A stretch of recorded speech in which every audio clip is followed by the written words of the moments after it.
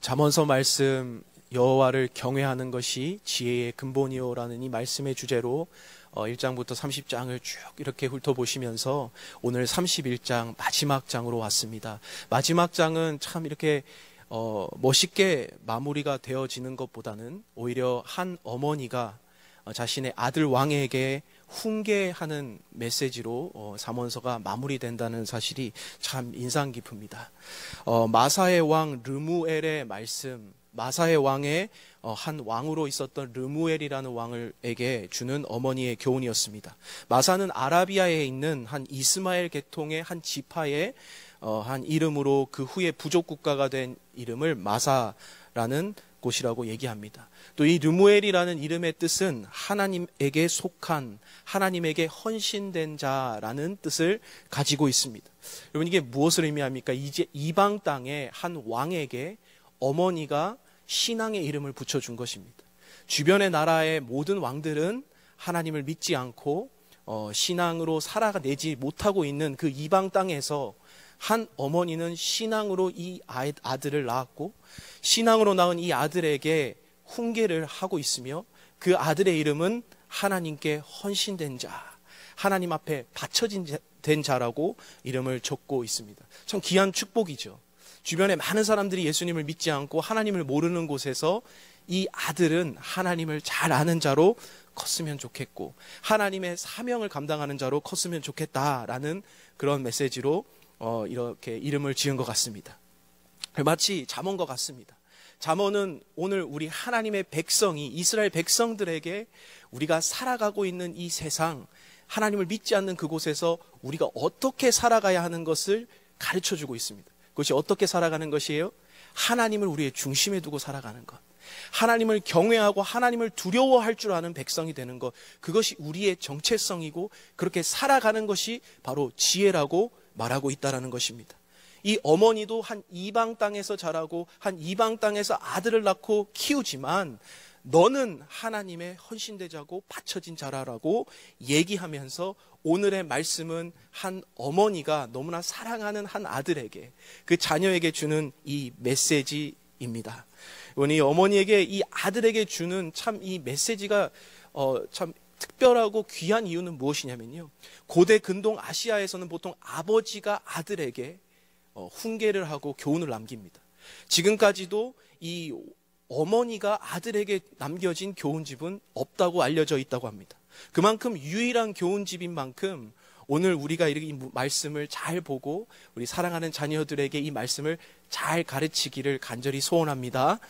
2절의 말씀에 이렇게 되어 있어요. 내 아들아, 내가 무엇을 말하랴? 내 태에서 낸 아들아, 내가 무엇을 말하랴? 소원대로 얻은 아들아, 내가 무엇을 말하랴? 계속 반복되고 있습니다. 내가 너에게 어떠한 말을 해줄 수 있을까? 내가 너에게 어떠한 말을 해줄 수 있을까? 그렇게 3번이나 적고 있다는 것은 이 어머니의 간절함과 이 어머니의 마지막 유언과 같은 메시지라는 거예요. 너는 다 잊어도 내가 얘기하는 이것만은 꼭 지켰으면 좋겠다.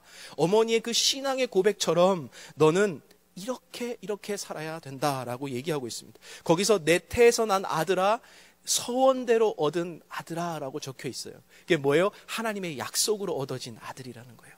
너는 하나님의 약속으로 얻어진 아들아. 이게 무슨 의미예요? 너는 구별되게 살아야 하는 자다라고 얘기하고 있습니다.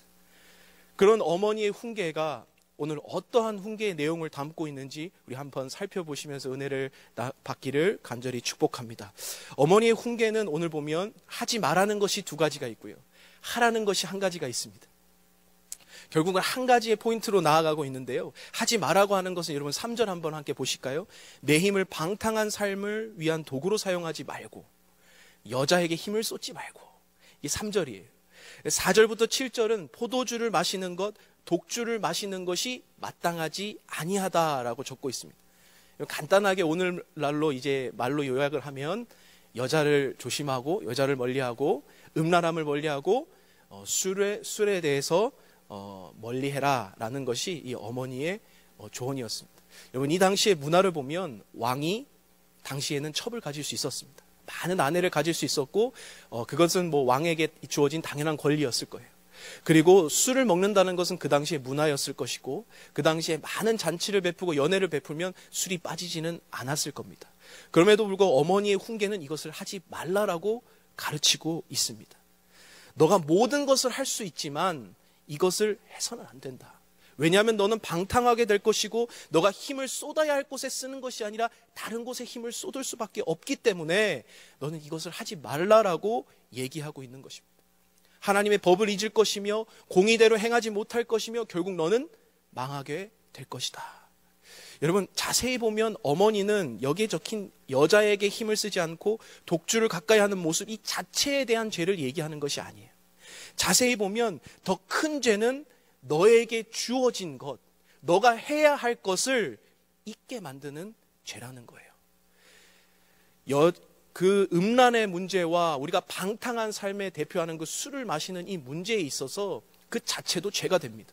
하지만 더 큰 죄는 그 이면에 있어서 거기에 정신과 힘을 쏟고 있을 때 우리에게 주어지고 맡겨진 사명을 잊어버릴까 어머니는 두려워하고 있는 거예요. 왕으로서의 너의 사명이 무엇이냐? 공의를 바르게 하고 앞으로 얘기하는 그 뒷절에서 계속 나오게 하는 너의 사명을 잊어버릴까 어머니는 두려워하고 있는 거예요. 우리의 창조의 목적 자체를 잊어버리면 안 되는 것이죠. 우리의 지어진 바 하나님께서 우리에게 이 땅에 보내신 사명이 있는 거예요. 근데 어머니는 살아보니 이 방탕함과 음란함이 가장 무서운 건 무엇이냐면 그 자체의 죄, 그 자체의 죄를 저질러서 돌이키는 것보다도 더 큰 문제는 우리가 결국 궁극적으로 하나님께서 나에게 주신 사명으로부터 점점 멀게 만든다는 거예요. 우리가 사명을 잃어버리면 우리의 삶의 목적이 없어지는 거잖아요. 여러분, 어른이 되면 배우는 것이 있죠. 모든 것을 다 할 수 있지만 모든 것에는 책임이 따른다. 미성년자는 아직 내가 미성숙하기에 내가 결정하고 그것을 책임질 수 있는 나이가 아니에요. 그래서 부모님의 그 가이드라인 안에 있어야 되는 것이죠. 하지만 어른이 된다라는 것은 내가 할 수 있어요. 술도 마실 수 있고 출입할 수 없었던 곳을 출입할 수도 있고 내가 들어가고 접속하고 할 수 있는 모든 권한과 자유를 가지게 되지만 거기에 따른 무엇이 동반이 됩니까? 책임이 동반이 되는 것입니다. 여러분, 어머니가 훈계하고 있는 왕도 마찬가지예요. 너가 왕으로서 그거 할 수 있는 권한과 그 모든 것을 할 수 있는 힘이 있을 거야. 하지만 나는 너에게 간절히 얘기하는 것은 너의 사명을 잊을까 두렵다.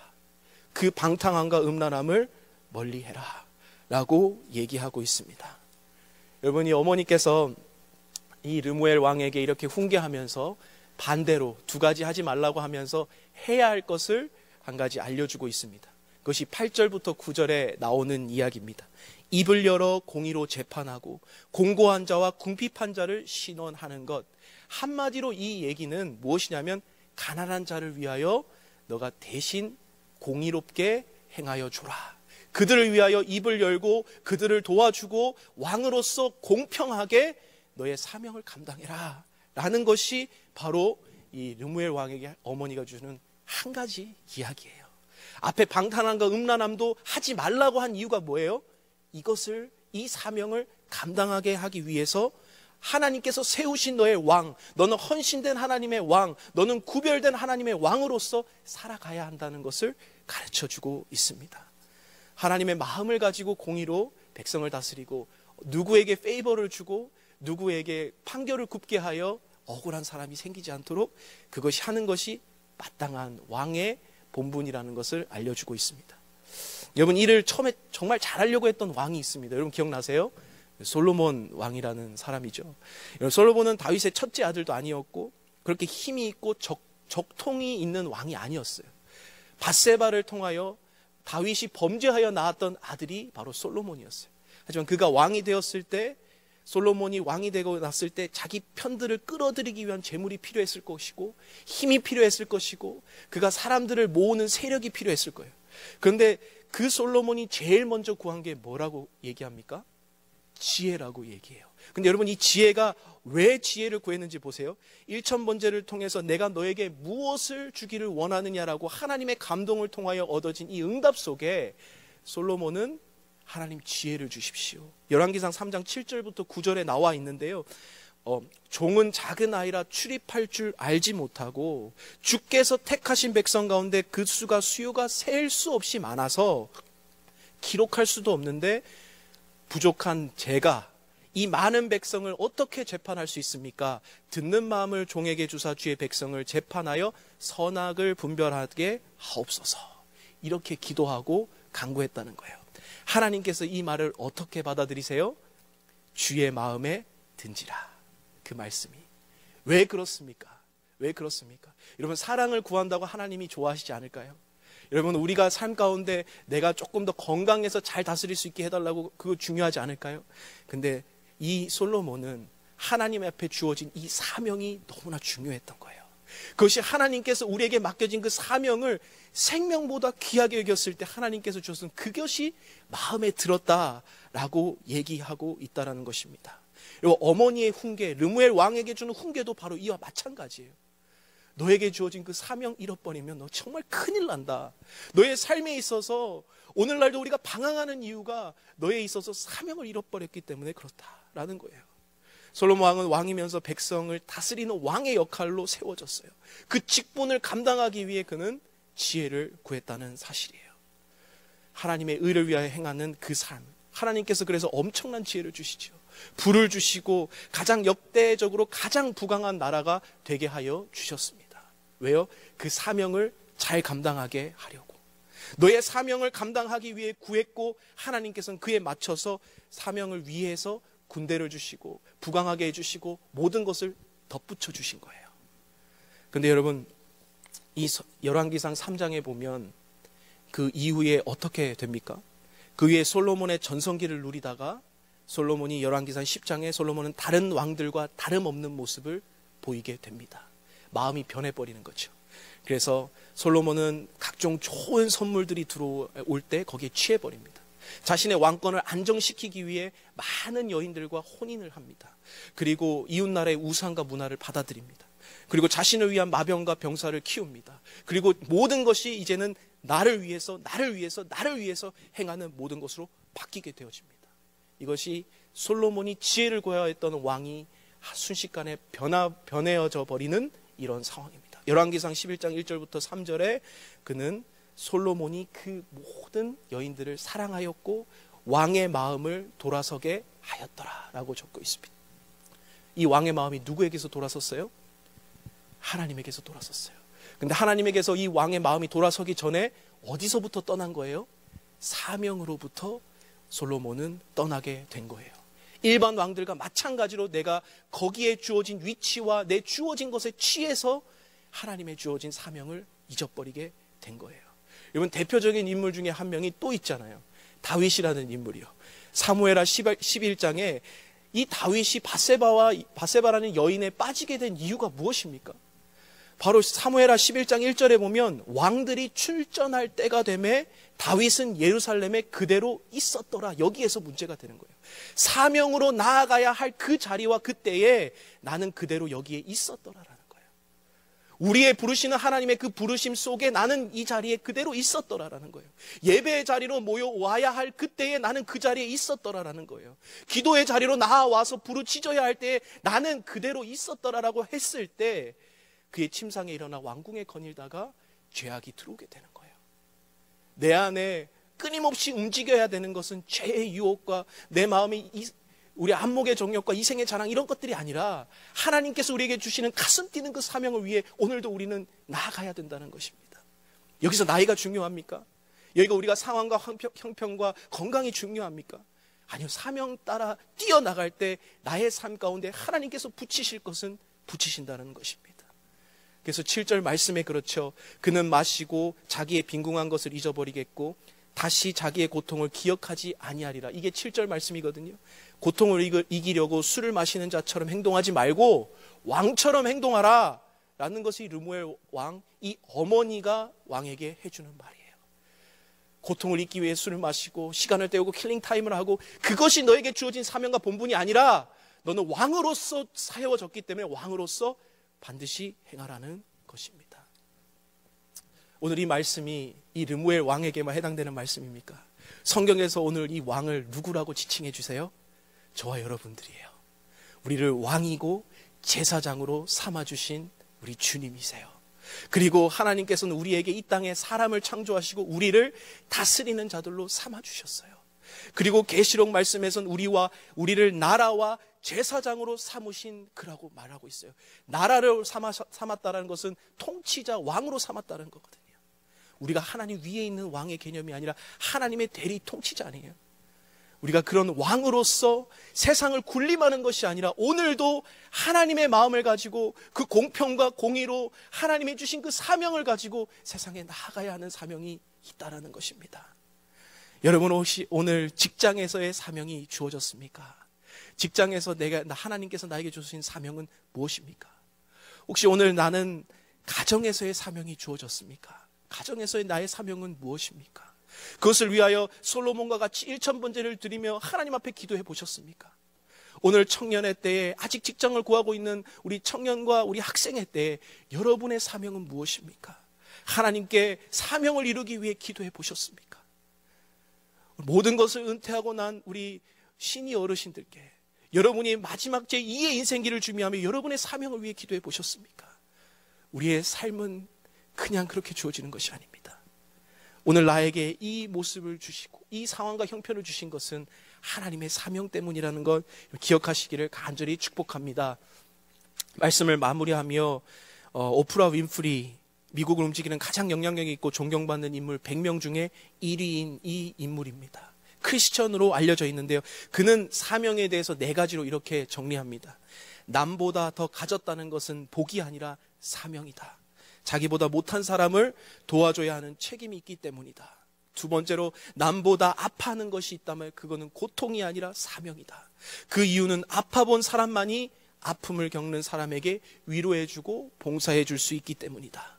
3번째로 남보다 설레는 꿈이 있다면 그것은 망상이 아니라 사명이다. 왜냐하면 그 꿈을 이룸으로써 사회와 이웃을 위해 봉사할 수 있기 때문이다. 마지막 4번째로 남보다 부담되는 어떤 것이 있다면 그것은 사명이다.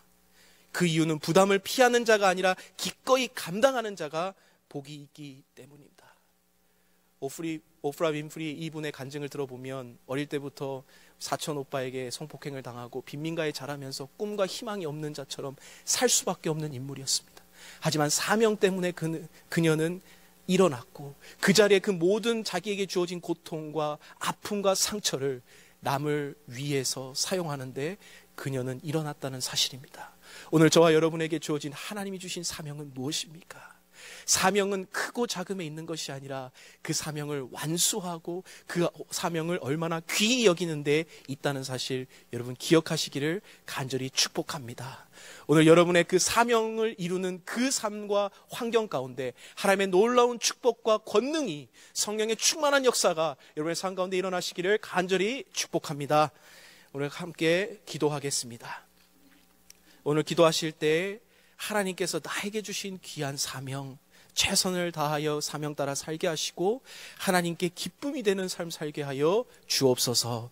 2번째로는 우리 담임 목사님과 또 우리 모든 교육자들 지켜주시고 특별히 우리 담임 목사님 건강을 지켜주시며 모든 교회의 리더십과 성도들과 성령 충만하여 말씀으로 비상하는 우리 교회가 될 수 있도록 또는 기도로 깨어나는 우리 교회가 될 수 있도록 우리 한번 기도하여 주시고요. 3번째로는 아직까지 복음이 전파되어지지 않는 북한 땅을 위해서 기도해 주실 때 기도로 말미암는 영적 부흥을 다시 한번 체험하도록 하여 주옵소서. 핍박받는 많은 북한의 가정교회들이 하나님의 이름으로 다시 한번 능력을 건능받고 그들의 사명, 북한을 뒤바뀌는 사명이 다시 한번 놀랍도록 일어날 수 있도록 여러분 기도해 주시고요. 여러분 오늘 각자의 기도 제목 가운데 하나님 오늘 우리의 기도에 응답하여 주옵소서. 부족한 우리의 삶 가운데 하나님 권능으로 나타나여 주시고 하나님 내 오른손을 들 수도 없는 나의 상황 가운데 하나님 이 손을 들 때 하나님 의로운 오른손으로 나를 붙잡아 주옵소서. 내가 오늘 흘리는 이 눈물 하나님 닦아주시고 내가 오늘 들리는 이 마음의 상처와 응어리를 주님께서 만져주시고 오늘 다시 한번 나의 기도 가운데 하나님 임재하여 주시고 성령으로 역사하여 주시고 오늘 우리 가정 가운데 놀라운 복음의 축복이 역사하는 은혜의 시간이 되게 하여 주옵소서. 아직 믿지 않는 가정을 위해서 여러분 기도하여 주시길 바라고 오늘 믿지 않는 우리 자녀 세대를 위해서 기도하여서 오늘 놀라운 복음의 능력이 그들 가정 가운데 일어날 수 있도록 여러분 기도하여 주시기를 간절히 바랍니다. 함께 기도하겠습니다.